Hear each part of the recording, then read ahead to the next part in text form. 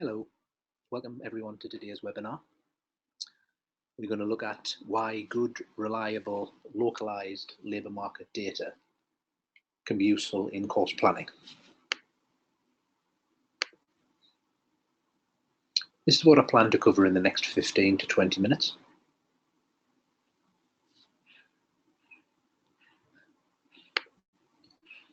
Here at Emsi, we have a passion for good, strong labour market data, and we're very good at doing that. More importantly, we're also very good at getting that data into the hands of the people you see on screen, who can then use the data to make better, more informed decisions. Right now, we work with more than 1,000 educational institutes right around the globe, and that varied experience helps us to understand all of the key issues that are facing vocational education in different countries.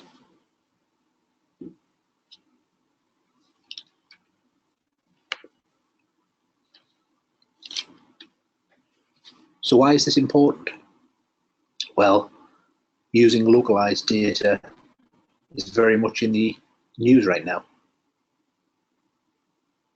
It's fair to say that the vocational sector itself is in the spotlight, particularly around the need for the sector to be providing skilled individuals into the workforce with those skills that employers need for jobs right now and jobs in the future.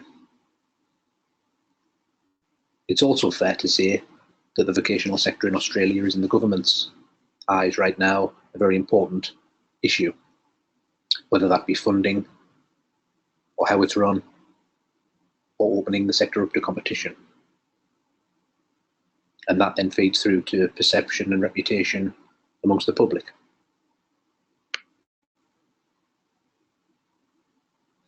If I reflect for a second on our experience in the UK, we know there that the vocational sector has a formal inspection framework which looks into how vocational providers link their courses to labour market need.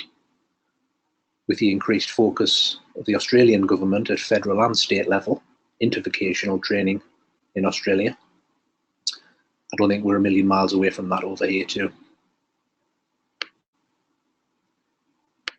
When we think of classic economic terms like supply and demand, well, in the case of what we're talking about here, we can think of supply and demand in this way. Supply being those that leave the education system and enter the workforce, and demand being those demands coming from employers and industry. There's quite often a mismatch and sometimes a breakdown in communications between the two sides. So how do we bring supply and demand closer together?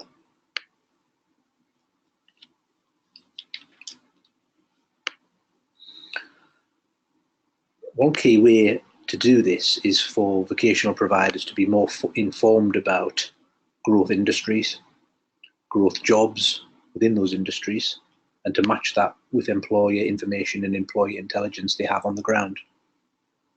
They can then start to translate that information into course development.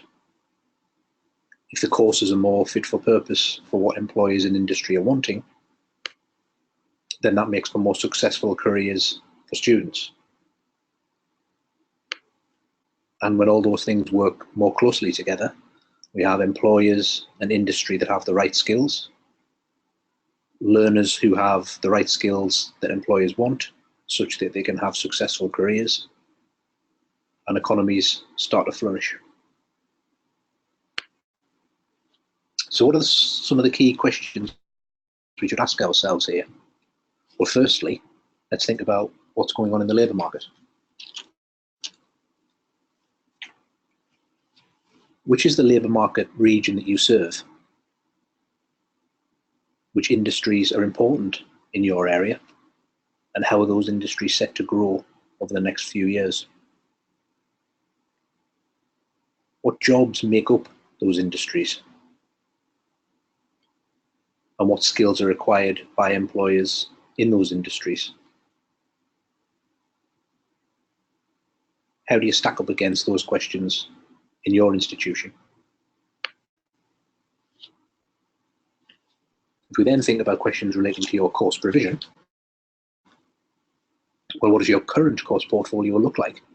Do you think it matches what employers and industry want? How does it measure up against how your local labour market is changing?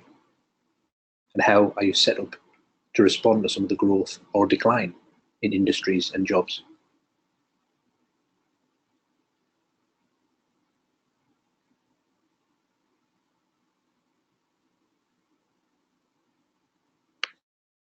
If we look at some data now on how jobs are changing in Australia and at smaller regional levels, this slide here shows the 5 fastest growing jobs in Australia between now and 2020. Just look at the 5 jobs there along the bottom.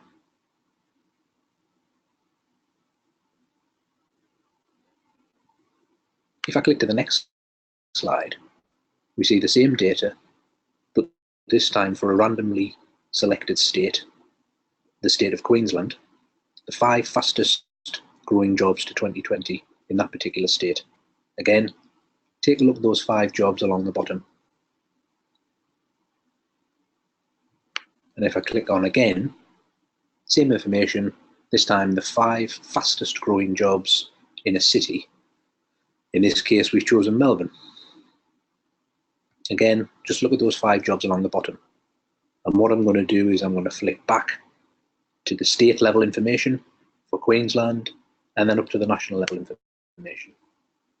So here we are at a state level and then at a national level.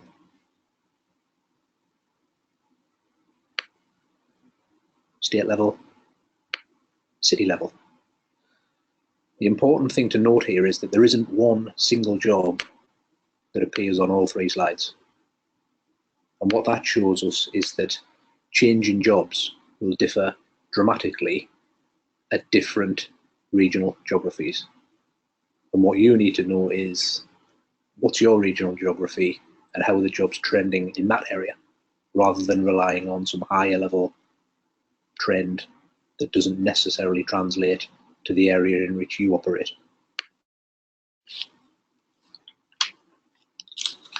If we almost take a step back now and think about the economy more as a whole, well,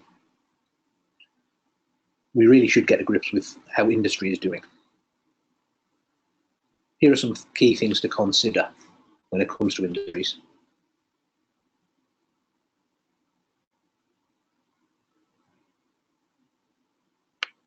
Firstly, we can take a look into the number of employees in a particular industry and how that compares in your region to nationally. This is data for a particular state that we chose at random in Australia, and it shows the industry sectors along the bottom, and then the blue bars highlight how many individual employers there are in each industry, and the orange dots show how concentrated those employers are in this state compared with the national average. So if we look right in the middle there, we see construction has by far and away the most individual employers in this particular state, but that the concentration of those employers is actually at 1, if we look at the orange dot, which is the national average.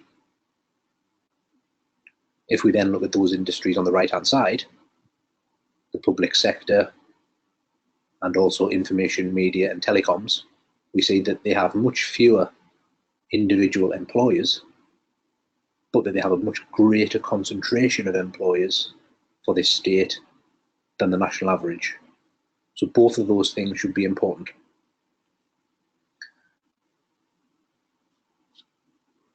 If we now take a look at a particular sector, this time for a different state in Australia, we've chosen warehousing and storage. So we can see the important jobs down the left-hand side here for that particular sector and how those jobs are changing over the next couple of years. We can also see the different levels of education typically required for those jobs.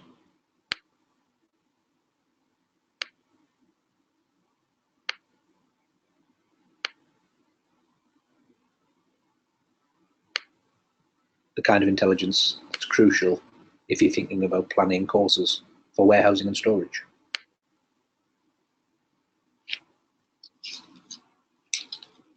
So if we start to bring all of this together,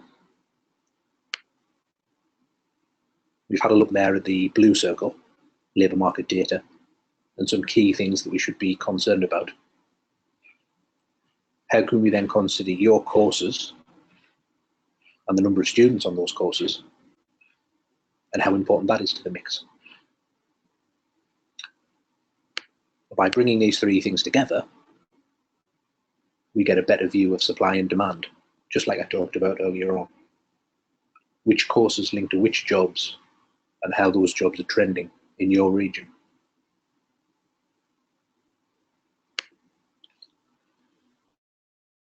Here's an example of where we've done this analysis for a vocational provider in Australia. We see the course areas down the left-hand side, the number of completions, the number of students that completed courses in the last year, and the annual openings for jobs related to those course areas.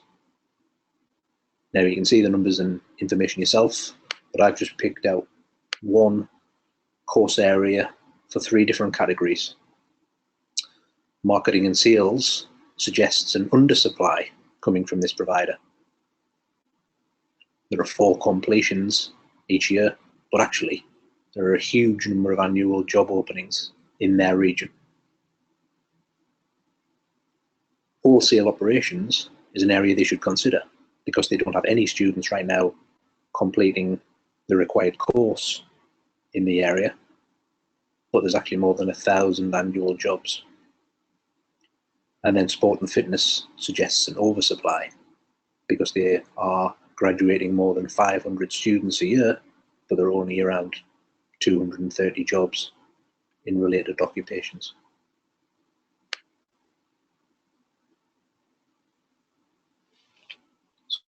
So hopefully that's given a key quick pointer towards some really important questions and some really important things to consider.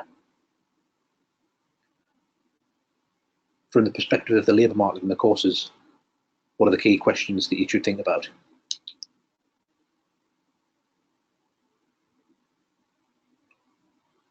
Why you should use localised data, because jobs will be trending very, very differently across different geographic areas. So it's vital to look at data for your area and your institution. By taking a deeper dive into industry information can start to tell us some really important things. And why bringing all of that together is crucial to give us a much better picture of supply and demand.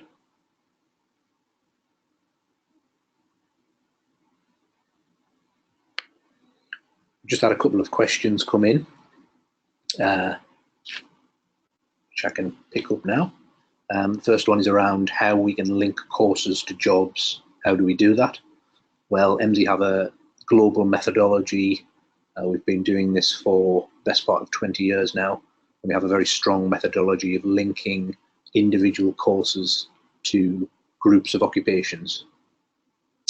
So we've done this a number of times across a number of vocational institutes globally. And it's very much our bread and butter. What we then do is we plug in your institute specific data, so how many students you have on each of your courses, which gives us that supply and demand picture that I mentioned. The other question I have here is, how can we focus on geography and how can we understand the area that we serve? Well, that's a really good question, and it depends on the area that you're interested in. So that might be where all of your students are coming from, or it might be where all of your students tend to go to get a job, or it might be an aspirational geography if you're wanting to provide training to employers in a wider geography than the one you currently serve. It's entirely up to you. The important thing from Emsi's perspective is that we have the ability to drill right down to local town, city, suburb regions in Australia to build a geography for you that really gives you that accurate service area for your particular institution. So what happens next? Well, I'd love to chat with you all about this in more detail. to understand your key challenges and to think about and discuss how we might be able to help with those. We have a vast array of experience, as I've just mentioned, and a number of different methods to get our data into your hands so that you can start to make more informed decisions. Please do reach out. You can see my contact details on the screen. You should also get them after this webinar. Please do contact me and we can have a chat about what you're dealing with right now and how we can help. So thanks for listening, and I look forward to catching up with you all soon.